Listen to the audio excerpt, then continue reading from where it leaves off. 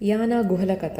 చూడ్డానికి ఇవి సాధారణ రాళ్ళలా కనిపిస్తున్నాయి, కానీ వీటి వెనుక ఒక ఆసక్తికరమైన కథ ఉంది. ఇదే కర్ణాటకలోని ప్రసిద్ధ యానం. దట్టమైన అడవుల మధ్య కనిపించే ఈ భారీ నల్లని రాతి నిర్మాణాలు యానాను ఎంతో ప్రత్యేకంగా మార్చాయి. ఇక్కడ ప్రధానంగా కనిపించే రెండు ప్రసిద్ధ శిఖరాలను భైరవేశ్వర శిఖర మరియు మోహిని శిఖర అని పిలుస్తారు.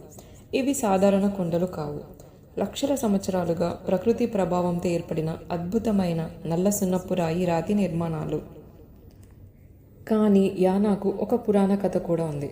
పురాణాల ప్రకారం భస్మాసురుడు శివుడి కోసం ఘోర తపస్సు చేసి ఒక వరం పొందాడు.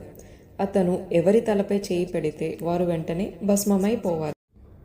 ఆ వరాన్ని పొందిన తరువాత భస్మాసురుడు అదే వరాన్ని శివుడిపైనే ప్రయోగించాలని ప్రయత్నించాడు. అప్పుడు విష్ణువు అందమైన మోహిని రూపం ధరించి భస్మాసురుడి ముందుకు వచ్చాడు. మోహిని నృత్యం చేస్తూ చేసిన ప్రతి కదలికను భస్మాసురుడు కూడా అనుకరించాడు. చివరికి మోహిని తన చేతిని తన తలపై పెట్టుకుంది. ఆమెను అనుకరించిన భస్మాసురుడు కూడా తన చేతిని తన తలపై పెట్టుకున్నాడు. అంతే, తనకు లభించిన వరంతోనే తాను భస్మమయ్యాడని పురాణ కథ చెబుతుంది. ఈ కథతోనే యానాలోని భైరవేశ్వర శిఖర, మోహిని శిఖరాలకు పురాణ ప్రాధాన్యం ఏర్పడింది.